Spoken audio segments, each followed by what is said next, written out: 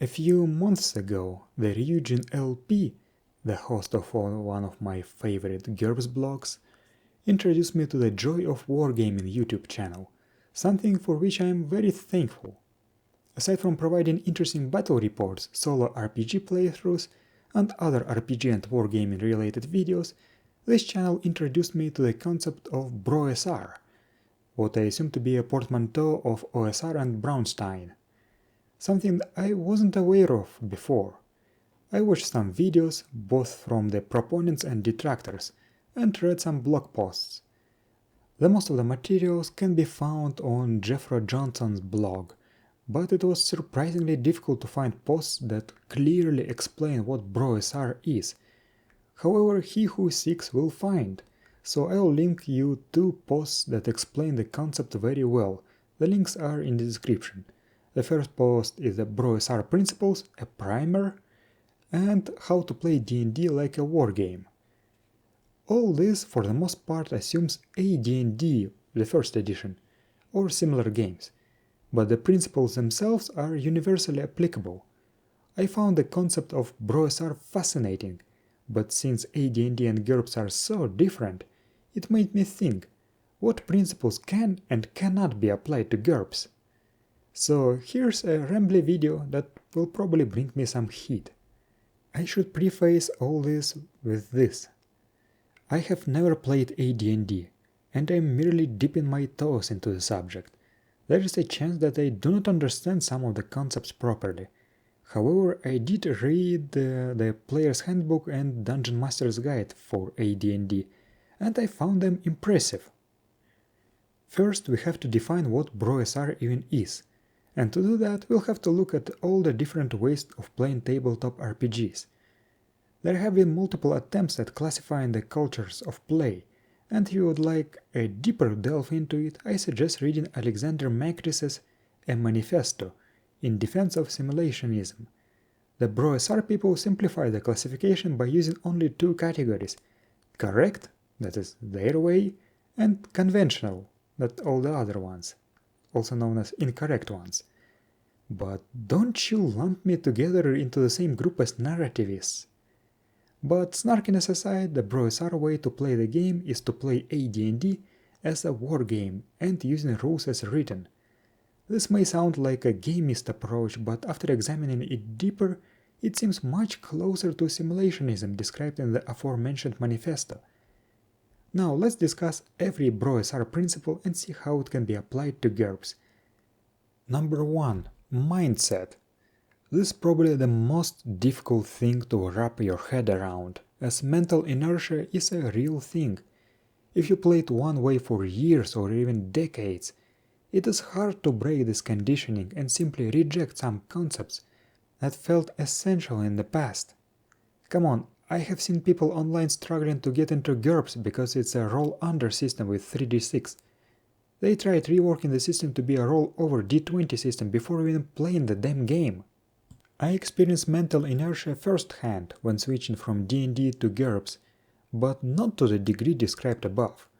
My mind just resisted adapting, until at some point I finally got GURPS, and everything became clear and obvious. The situation here is the same, and I must say that I still do not get some parts, but that's probably because I have no practical experience with BrOSR yet. In BrOSR, the line between the players and the GM and the line between the PCs and the NPCs becomes blurry. One day you may be the GM, but next week you may switch places and become a player. A PC of one session is an NPC of another. There may even be multiple GMs at the same time. The entire game world becomes something of a player character for all the players involved, with different characters and factions being the actors. The creative process is shared and open to everybody, creating a living world. The game shouldn't be viewed as a storytelling process, but rather as an always-on wargame. This will make more sense down the line, at least I hope so. And the GM plays the role of a referee, not a storyteller or whatever you call it. The second principle is one-to-one time, also known as Jeffrogaxian timekeeping. This is said to be the most important component of BrOSR. If you are used to conventional play, It may seem strange or inconsequential, and it did to me when I was reading it at first. But the more you read and try to understand BrOSR, the more one-to-one time makes sense. This is what AD&D Dungeon Master's Guide says on page 37. One of the things stressed in the original game of D&D was the importance of recording game time with respect to each and every player character in the campaign. In AD&D, it is emphasized even more. You cannot have a meaningful campaign if strict time records are not kept. Even if you are not playing with one-to-one time, I still haven't explained what it even means, I suggest keeping strict time records. I'm doing this in my ongoing GURPS game, and let me tell you, it makes things easier and much better. To the modern players, it may seem counterintuitive. How come more bookkeeping makes things easier? But it does. But anyway, what does one-to-one time mean? Any amount of time may pass during a session, but for each real-world day between sessions, not between adventures. Time in the game world advances one day. However, it is possible to have time pass even faster, but 1 day equals 1 day seems to be the most common rate. Why is this so important? First, this is a great equalizer, as everyone will be able to do only as much as the time allows. Second, it allows keeping track of where and when everyone is when there are multiple groups running about, more on that later. Third, it actually enables multiple groups running about, opening the table. Again, more on that later. Fourth, it opens up the game, and I feel that this may be relevant to GURPS even more than to AD&D. GURPS has a ton of rules that feel important, but they rarely actually come into play, from my experience and from what I read online. For example, recovery and crippling injuries. Imagine a typical situation. The PCs are delving into a dungeon, some of them inevitably get injured, and what happens when they come back to town? That's right, the GM does a time skip to the time of full recovery of everybody, and the next adventure begins. Since time records often are not kept, it is as if the time didn't even pass, and there was no consequence to getting injured. But let's go in further and say that one of the PCs got a crippling injury, rolled HT to see its duration and got a lasting one. I have seen many GMs say that they do not use crippling injury rules against the PCs at all, or use only the temporary ones, justifying it by saying that a crippling injury removes the PC and the player from the game for a long time, and this isn't fun. Now that I think about it, I don't think I have ever seen a lasting crippling injury on a PC in GURPS. Why do these rules exist if no one uses them? But with one-to-one time this stops being a problem. While the crippled character recovers, you just roll up a new character and play that one. Again, more on multiple parties and characters later. GURPS, being by default a simulationist system, also has many rules and traits that just don't come up during your typical adventure. For example, independent income. Who cares? Invention rules, crafting rules, building rules, job rules, improving through study, who cares? Nobody does it. Because during the session you have to have non-stop action, right? Imagine a player tell the other player that they have to wait an in-game week for him to brew a potion. Why do these rules exist? Why was so much effort put into these rules? They are pretty damn good. Now you may tip your fedora and say that players should not take traits and skills that are concerned with these parts of the system unless the GM tells them that there will be plenty of downtime, and that this is the case of incompetent GMing. For a conventional game, this is absolutely true. For a BrOSR game, this is not.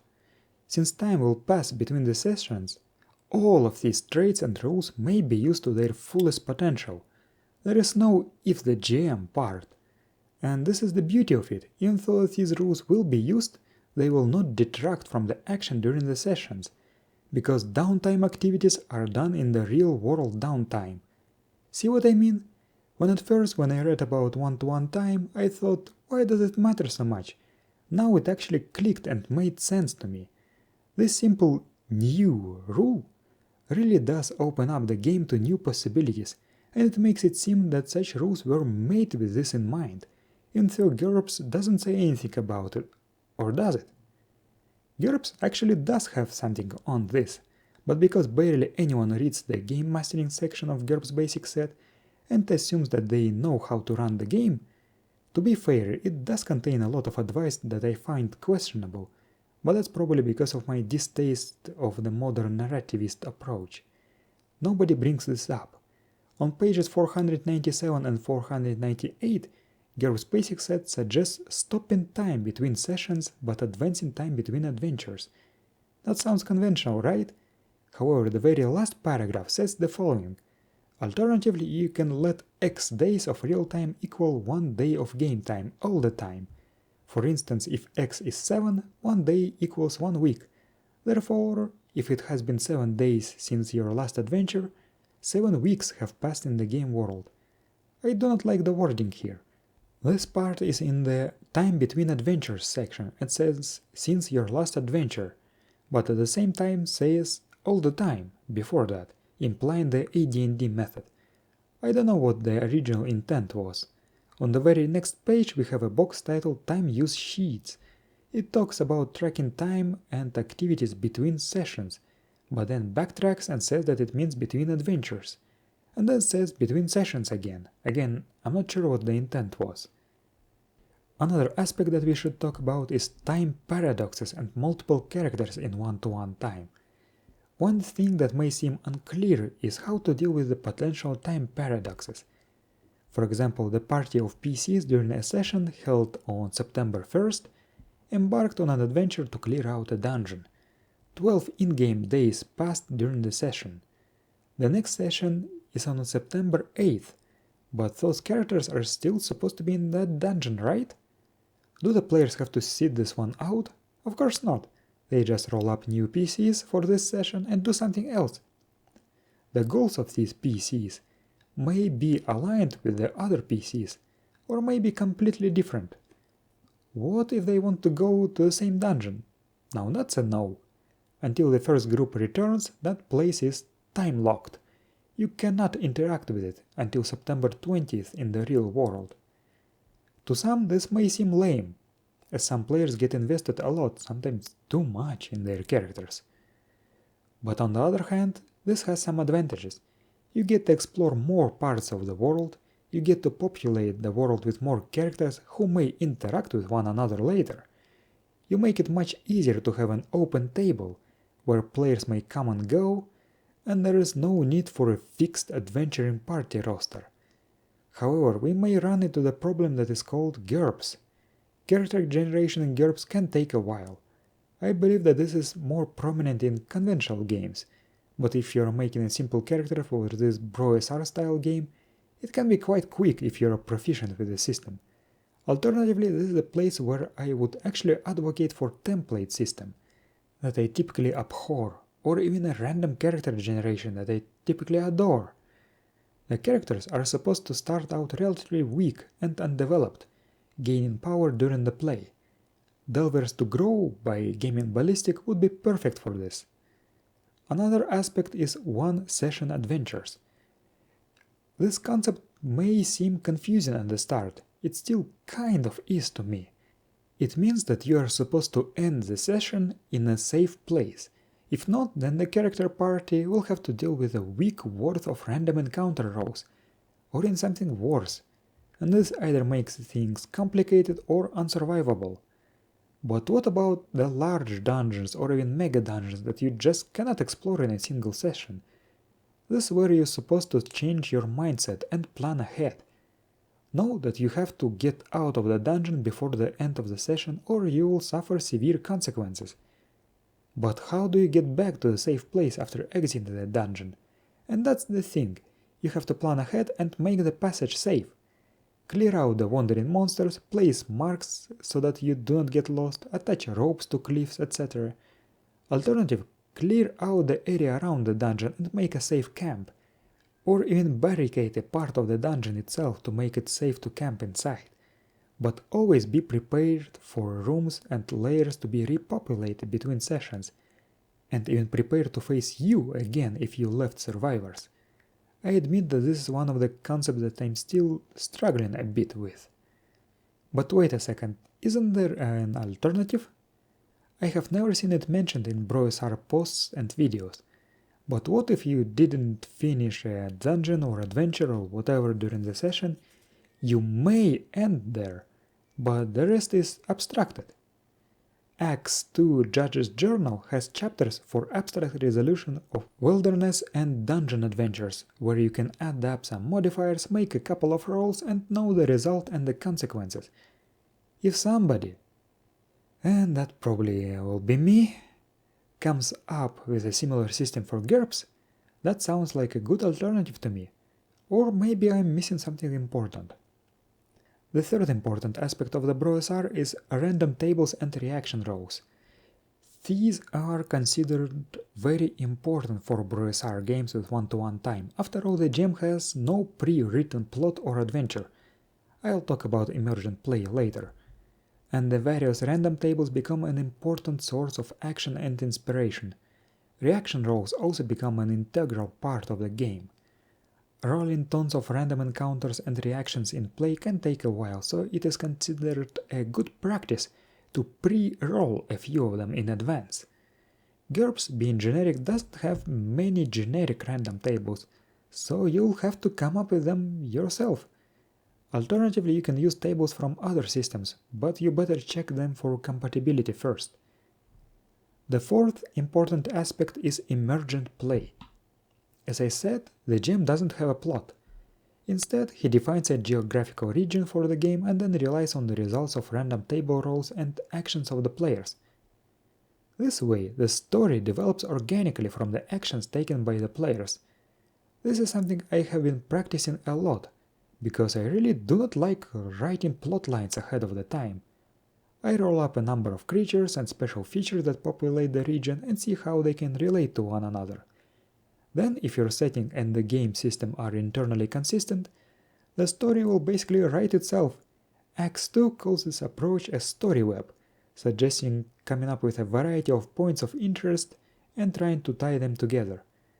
This way, there won't be a predefined order in which the players are supposed to explore them, which in turn will increase the player's agency, investment, and make the world feel more alive, and ease the workload on the GM. Isn't that great? Even if you are playing conventionally, consider giving emergent play a try. It's great. The fifth aspect of BrOSR is Patron play. The GM enriches the world and lightens the workload by delegating major in-universe NPCs and factions to players. They can be the same players that play regular characters, but people are saying that it's best that they are separate. After all, many players are not interested in Patron-level play at all, but they still will benefit from Patron play being in play, if that makes any sense. Patrons can be quite varied. They can be powerful NPCs or monsters, guilds or other organizations, layers, etc. For the most part, they only come into play between sessions, although their players may get consulted by the GM during a session, even if the player in question is currently playing a regular PC. In simpler words, the game becomes a two-tier one.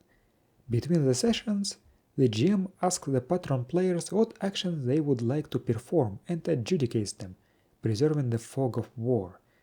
The regular players do not even have to know anything about this, and they don't even have to know who the Patron players are. I believe it's even better that way, as they won't even know if they are interacting with the GM's NPC faction or a player-controlled Patron during the sessions. From the mechanical standpoint, I believe that Patron play is quite abstract, with the GM resolving actions based on what seems reasonable. No, you do not need GURPS boardroom and curia for this. The benefits of Patron play are numerous. The most important benefit is that the world stops being static, and that even the GM doesn't know what's going to happen next. Interactions between Patron players and regular players are the bread and butter of inspiration for in-session adventures. The regular PCs often are wildcards that can be exploited by the Patrons, so they have an incentive to come up with hijinks that would involve the PCs. Patrons also make GMing much easier, and that's a good thing, right? Finally, an entire new dimension opens up when the patrons, and maybe even regular players, resolve some things and plots without the GM, and then notify the rest of the group in the form of something of a newsletter. Then even the GM may be in for a surprise. This is the BR component of BrOSR. Now for something GURPS specific. How do characters advance? Do you just give them a fixed number of points after each session? The milestone advancement doesn't really work since there is no overarching plot. Granting points for killing monsters sounds limiting and open to abuse. But what if advancement depends on treasure? If the GM enforces training rules and asks for money and time to be able to increase skills or gain new ones, then treasure for XP sounds sensible. Also, since there is a lot of downtime activity where you can earn money, why not actually adapt the AD&D treasure for XP rules to GURPS? I think there should be diminishing returns, however, so the amount of dollars you have to bring at higher point values would be higher than when you're just starting out. Also, do not forget that a sufficiently powerful regular PC might as well evolve/retire to become a Patron level actor.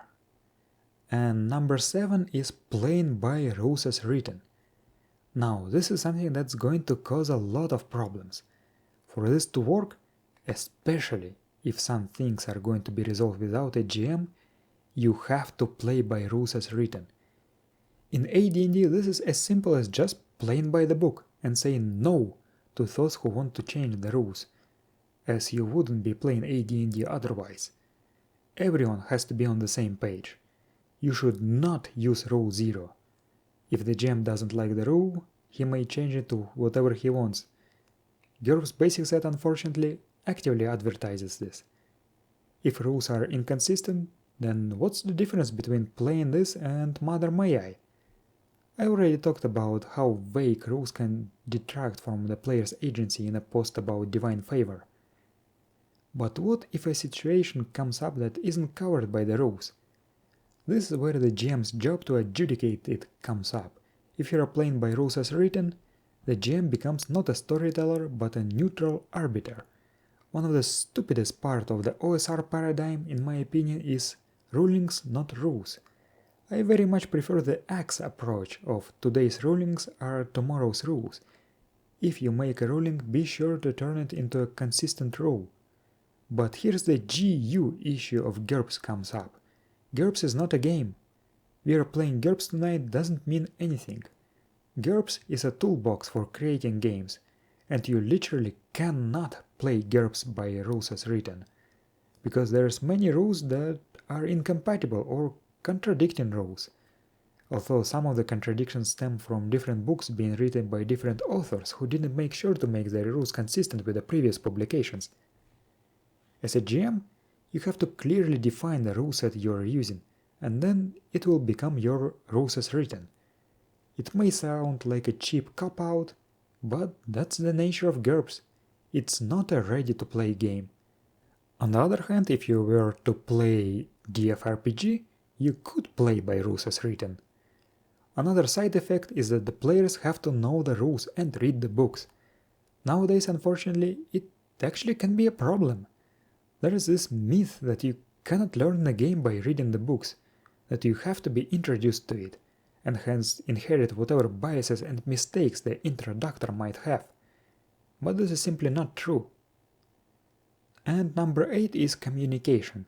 All this sounds complex, but easy internet access and abundance of communication platforms such as Discord makes it much easier. Downtime activities or even short one-on-one sub-sessions can simply be resolved there. BrOSR games are always on, and that's the charm of them. The concept of BrOSR games sounds fascinating to me, and I would love to actually try it once my schedule stabilizes. The problem is finding players. These games seem to work better when you have many players, and GURPS doesn't have that large of a player base. And the fact that you have to find players who would play GURPS your way, as I explained in Playing GURPS by Raw, and who would like to play a BrOSR-style game, narrows it down even further. Maybe if BrOSR gets more popular, it would get more mass appeal, but I doubt that it's going to happen. as it's something antithetical to the modern player. GURPS also would need a lot of adjustment, and this is something I would like to tackle. Ever since I got introduced to the concept of BrOSR, I got hooked by the idea. There hasn't been a day when I didn't have a nagging thought in the back of my head telling me to go ahead, do it. I have already played around with some of the concepts in the past, such as Emergent play and low/zero prep, and found that they work wonderfully. Now the biggest problem is that I am running GURPS and not planning to drop it. Why is that a problem? The problem lies in the fact that GURPS is not a system but a toolbox to create your own system. In my opinion, this is both a boon and a bane. It's a boon because you can craft the exact experience you want, but the bane is twofold. First, the system is so mutable that every GM that is running GURPS is basically running a different system. You can't just say let's play GURPS and have players understand what that entails. Second, due to the licensing policy of SJ Games, even if you do create a perfect system for yourself and your group, don't you dare share or publish it. If not for that, you would see numerous ready-to-play powered by GURPS products online, and the company just cannot tolerate that. The main reason, as far as I know, is to preserve brand reputation of well-edited, well-playtested, and well-written books, and to avoid the daily use of poor third-party supplements, like what OGL allowed for D&D 3.0. I have to know that while many of them are indeed poor 3.0 books, many of them are excellent GURPS books, ironically. However, the quality of GURPS books seems to be on a decline, and if you read even some of the older ones carefully, you will see that even they are not without faults. I believe that unshackling GURPS would be a great help to the system, but I'm just some random guy on the internet. So with all doom and gloom out of the way, let's talk about something positive. I actually want to make my games better. And nowadays the bros seem to be the only ones actually discussing the game and not trying to sell you endless identical, basic expert clones, and their ideas seem great. It is thanks to them that I decided to properly read through AD&D 1E Player's Handbook and Dungeon Master's Guide. I have never played AD&D, so my mind is unclouded by nostalgia. I found many interesting ideas that actually are GURPS compatible. I also found that I am very spoiled. People complain, myself including, that GURPS basic set is poorly organized, but after reading through 1E DMG, I see that the basic set is a masterpiece in that regard if compared to it. The 1E DMG is yet again full of excellent stuff, and I can definitely see the appeal. However, isn't there an alternative that expands on the same ideas but at the same time is more streamlined? That's right. Acts 2 got a proper release not long ago, and I have been reading that too. The books, aside from the GURPS basic set, are the only ones that brought me back to my teenage years, when I was reading the D&D 3.0 Player's Handbook, full of excitement and wonder. I strongly recommend everyone to get the books even if you do not plan to play Axe. You are bound to find lots of useful information there. Clear procedures for wilderness and dungeon exploration, magic research rules, mercantile ventures mechanics, the main management rules that seem to be actually playable unlike GURPS realm management, cool mass combat rules, random weather generation, etc. Where am I going with all this? I know that running a BrOSR-style campaign in GURPS is possible, but it will take a lot of effort. Most of the necessary pieces are already there, you just have to compile them. The problem lies in GURPS. All the rules bits are spread over countless books, and the rules sometimes are inconsistent. In my games I use so many optional rules and house rules that I don't really blame my players for getting lost in them sometimes. I am unironically considering just copying and pasting the stuff that I need into a single document, to create a book that only has the parts I need and doesn't have anything else. That would include not only the official rules but also my own alterations and additions. This is an immense task, but I think there is no better way to do it. Of course such document would be illegal to share outside of my group, but this is more or less essential to be able to play GURPS by rules as written and avoid Rule 0. In addition, I would have to adapt certain procedures and rules from Axe, For example, the weather generation rules from X2 are excellent, and while you can generate weather for your GURPS game using them, you'll have to adjudicate the mechanical effects yourself. I'll give you a hint. Most of the weather rules in GURPS are in, you guessed it right, in GURPS tactical shooting, extreme conditions. Intuitive, right? Yes, you may know that weather is windy by using X rules, but how windy? The exact speed and direction may be important in GURPS, as there are many spells that produce clouds that drift with the wind. If you are not using wind rules, then why are the drifting effects there? Overall, this shouldn't be too difficult. Character generation in GURPS sometimes intimidates newcomers and makes them seethe online about the higher barrier of entry. The old-school paradigm is that char generation should be easy and quick. I can see the appeal in both approaches. While before I really disliked templates, now I think that they aren't as bad of an idea as I thought at first. More than that, I think that you can and should go further and turn character generation into something modular and possibly random, like what Delvers to Grow already does.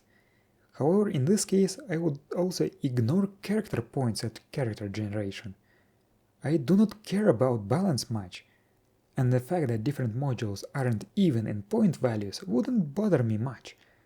I already have some ideas in the works for this. Wealth rules would have to be adjusted. I already ignore the wealth advantage and disadvantage in favor of PK's wealth for points house rule. That only affects starting wealth. After all, in the BrOSR paradigm, wealth is tied to character advancement. I recall seeing an adaptation of X2 GP to XP rules for GURPS on TG, and I may have to use those. Finally, there is a personal problem of mine. Due to inconsistency of my work schedule and my geographical location, I had to resort to playing play-by-post games for a long while. Now that my life is getting more stable after certain tumultuous events, I think I will be able to run a proper game via Foundry VTT. This is very good, even though it will take some time to get back into the groove. So where do I start? In truth, I started my efforts a long time ago. I trawled through the books to find what's where and what's missing. My entire wizardry project and monstrous compendium were also part of an effort not only to simply create GURPS content, but to create GURPS content for my games. Some may balk at it and say that you should create the stuff on the fly, but I believe otherwise, for the most part at least. Without proper monster stat blocks, you cannot have proper random encounter tables.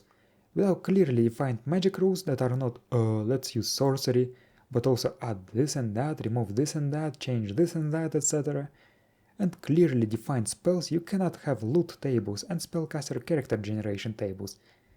And random tables are essential for low and zero prep games and quick character generation. If I had to outline my roadmap, it would be as follows. First, create content for your game. Spells, monsters, abilities, items, etc. This is an ongoing process and you do not have to create everything before you start the next steps. Second, decide what optional rules are necessary. 3. Compile the rules document, like step 1. This also may be an ongoing process. 4. Create character generation tables. 5. Devise clear procedures for certain game elements, dungeon exploration, wilderness expeditions, etc. 6. Adapt missing rules from AD&D and Axe. 7. Create or adapt random tables for encounters, loot, characters, terrain, etc. 8. Test the procedures in a solo game environment. And 9. Run the game. Sounds quite simple, but it takes a lot of work. I'm not going to delude myself believing that this sort of play will become popular, and even if I find no players that are up for this sort of stuff, I still will be content to have done something good, even just for myself to enjoy. Perhaps certain elements will be useful for others as well, who knows? But anyway, thank you for listening to my rambling. I hope this was useful, and I will see you next time.